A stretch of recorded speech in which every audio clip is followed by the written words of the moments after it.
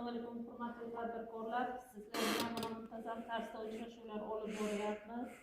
Har safar sizlarning muammolaringiz, takliflaringizni eshitamiz. Bugun ham mana sizlarda qanaqa masala bo'lsa bemalol murojaat qilishlaringiz mumkin. Kimdan kim masalasi murojaati bo'lsa marhamat.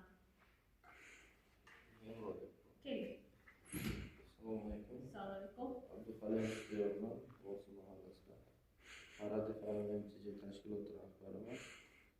Shu farmatsevtika sohasi bilan shug'ullanamiz. Aylanma sonini rivojlantirish uchun 100 million so'm kredit.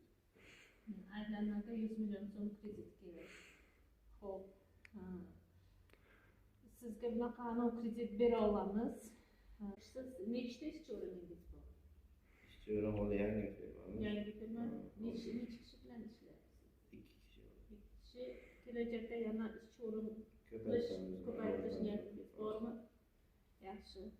Siz bizlarga kerak hujjatlarni berasiz. Hozir sizga yozib beramiz qanaqa hujjat taqdim qilishingizni.